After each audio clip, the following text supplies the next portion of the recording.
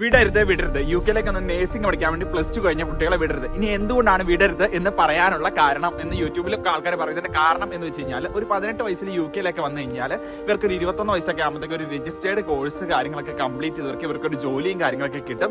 അങ്ങനെയൊക്കെ വരുമ്പോഴത്തേക്കും എന്താ പറയുക 5 വർഷമോ 10 വർഷമോ എത്രയായാലും PR എന്തായാലും ഇപ്പൊ മാറ്റിയിട്ടില്ല എങ്കിൽ പോലും ഇവർക്ക് 28 വയസ്സിനുള്ളിൽ PR കാര്യങ്ങളൊക്കെ ഒരു സൂപ്പർ സ്റ്റേബിൾ ആവും. ഇനി അഥവാ അതൊന്നും പറ്റിയില്ല തന്നെ ഇവർക്ക് ഇവിടെ ഓസ്ട്രേലിയയിലേക്ക് മൈഗ്രേറ്റ് ചെയ്യാൻ വളരെ എളുപ്പമാണ് 23-24 വയസ്സൊക്കെ ആകുമ്പോഴത്തേക്കും.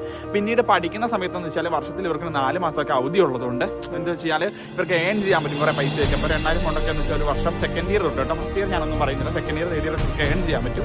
എന്താ പറയുക പാർട്ട് ടൈം കാര്യങ്ങളായിട്ട് വർക്ക് ചെയ്ത് ഡിഗ്രി ഒക്കെ പഠിക്കുന്ന കുട്ടികൾക്ക്. അപ്പോൾ അത് അവർക്കൊരു ബെനിഫിറ്റ് ആയിരിക്കും. അപ്പോൾ നാട്ടിലാകുമ്പോൾ ഇതൊന്നും പറ്റത്തില്ല. നാട്ടിലാകുമ്പോൾ നേഴ്സിംഗ് കഴിഞ്ഞിട്ട് ജോലിയും കാര്യങ്ങളൊന്നും ചെയ്യാനുള്ള ഓപ്ഷൻസും കാര്യങ്ങളില്ല. ഇനി ഇവർക്ക് ലോൺ അറേഞ്ച് ചെയ്യാനും അതിനും പ്രകാരം ഞാൻ ഇത്രയൊക്കെ പറഞ്ഞിട്ട് ഇനിയിപ്പോൾ നിങ്ങൾക്ക് വിട്ടേ പറ്റുന്നുണ്ടെന്നുണ്ടെങ്കിൽ പാർട്ട് ടൈം അക്കോമഡേഷൻ്റെ കാര്യങ്ങൾ വിത്തൗട്ട് IELTS നേഴ്സിംഗ് അഡ്മിഷൻ വേണമെങ്കിൽ ഉറപ്പായിട്ട് നിങ്ങൾക്ക് എന്നെ കോൺടാക്ട് ചെയ്യാം. ഞാനത് നിങ്ങൾക്ക് വൃത്തിക്ക് ചെയ്ത് തരുന്നതായിരിക്കും നമ്മുടെ കൺസൾട്ടൻസി ത്രൂ.